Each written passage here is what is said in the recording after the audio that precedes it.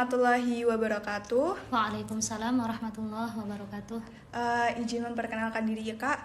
Saya Miftahul Hasanah dari KKN Umpri yang berlokasi di Desa Candiratno. Ingin mewawancarai Kakak atau bertanya-tanya sedikit mengenai kegiatan Kakak dan cara menghafal Al-Qur'annya Kakak bagaimana. Untuk mempersingkat waktu, mungkin untuk Kakaknya boleh perkenalan dulu. Oke, terima kasih. Saya izin memperkenalkan diri. Nama saya Anis Ru'yatul Arifah.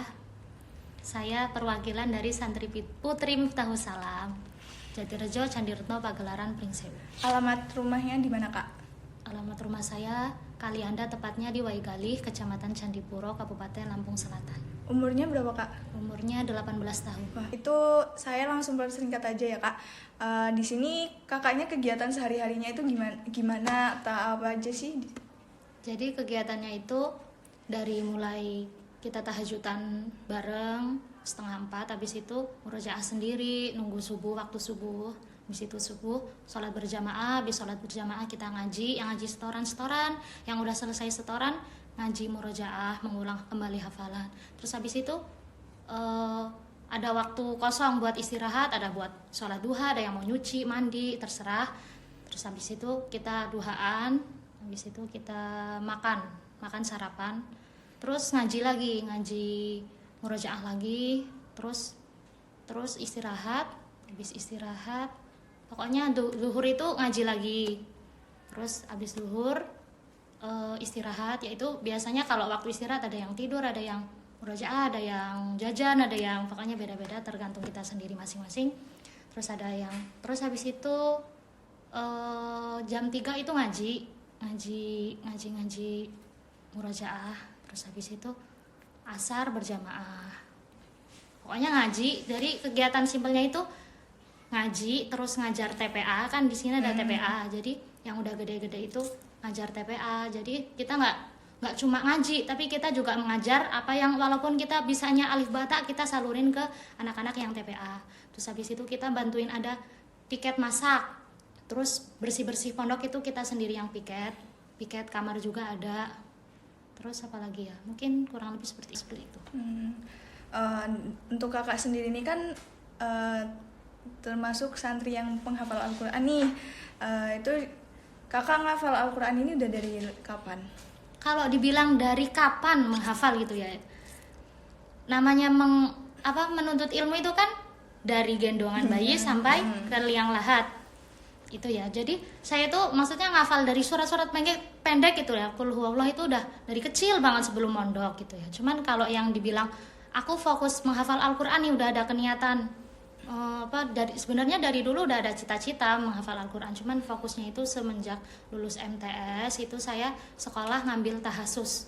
Jadi itu sekolah tahasus itu khusus buat yang ingin menghafal Al-Qur'an. Tetapi kan kalau menghafal Al-Qur'an harus fokus nih biar cepat, nggak kesana, nggak sambil sekolah, nggak itu biar nggak capek. Jadi dia sekolahnya itu nggak berangkat setiap hari, cuman kita nanti kalau mau ulangan berangkat kayak gitu, cuma ulangan ujian. Terus jadi kurang lebih 3 tahunan lah.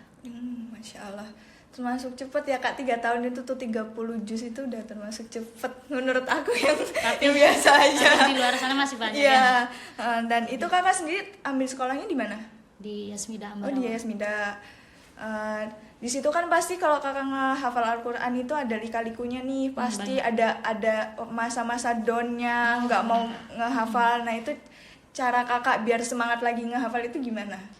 Jadi biasanya kan tahapannya dari juz 1 ke juz 10 itu masih semangat-semangatnya tuh. Tapi udah juz 10 sampai juz 20 gitu biasanya kok pusing bener gitu ya. Kayak udahlah mau berhenti gitu. Tapi waktu itu juga ya kita gimana ya, semakin kita susah, semakin di hati tuh aku kepengen berhenti. Tapi di sisi itu malah Allah tuh kalau semakin kita susah itu semakin barokah gitu loh. Maksudnya kalau kita ujiannya semakin berat, insya Allah pahala yang kita dapat juga semakin banyak gitu.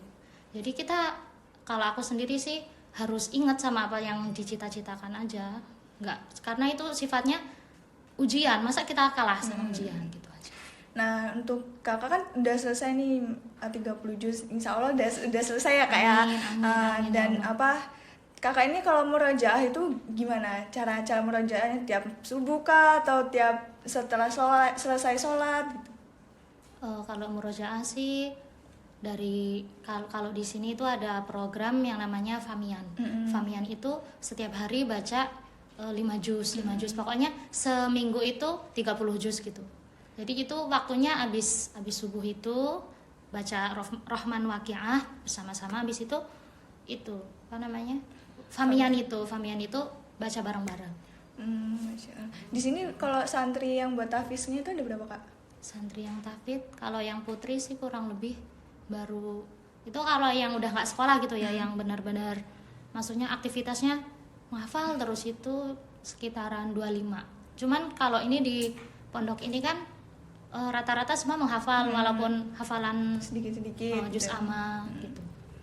Mungkin ini yang terakhir sih, Kak, tapi bukan pertanyaan, tapi kita minta kesannya atau pesannya buat kita atau buat khususnya buat yang penghafal Al-Quran itu gimana, Kak?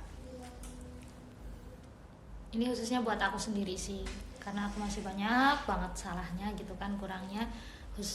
Umumnya juga buat yang mendengarkan aja lah semua, khususnya penghafal Al-Quran. Apa ya, kita itu jangan nyerah, karena kalau kita lagi malas murojaah gitu, ingat, karena dulu waktu hafal tuh kita capeknya banget, perjuangannya banget gitu loh, harus sesuai sama jaganya gitu. Terus karena Al-Quran itu bukan cuma buat kan kadang ada orang yang pengen hafal Al-Quran biar alim gitu, biar dikenal keren, alim gitu ya. keren gitu, hafid 30 juz gitu. Itu bukan, itu karena semata-mata cuma karena Allah, buat Allah aja ya. Kalau misal ada orang yang misal kita dapat beasiswa dari hafal Al-Quran misalnya kan sekarang banyak tuh yang universitas ngasih beasiswa buat hafal Al-Quran, itu kita anggap aja itu bonus, karena yang utama itu ridho dari Allah sendiri. Terus apa lagi ya, kita sedikit tuh harus pertama memahami dulu kan apa yang udah kita hafal. Masa kita hafal cuma hafal doang, nggak tahu artinya, nggak tahu apa. Pertama kita hafalin, yang kedua kita amalin, terus yang ketiganya kita ajarin. Karena sebaik-baik orang itu adalah yang membaca Al-Quran dan mengajarkannya terus mengamalkannya itu kan. Semangat terus buat yang lagi di luar sana yang lagi menghafal Al-Quran. Semoga kita semua dikumpulin sama Allah, dijadiin ahli Quran yang benar-benar Qurani, benar-benar akhlaknya kayak Al-Quran, seperti Al-Quran berjalan. Semoga kita disatuin jadi keluarganya Allah sama-sama. Amin. Mungkin cukup itu aja sih, Kak, pertanyaan dan ya kesannya dari kakaknya juga. Dan saya ambil kesimpulan dari percakapan tadi, untuk yang membaca Al-Quran jangan patah semangat, belajar terus, jangan sampai lepas dari Al-Quran intinya, karena semua yang hidup pasti tuntunannya di Al-Quran. Kalau kita nggak baca Al-Quran, kita nggak punya tuntunan hidup gitu ya, Kak ya. Mungkin sekian sih dari aku dan kakaknya. Saya akhiri. Wassalamualaikum warahmatullahi wabarakatuh.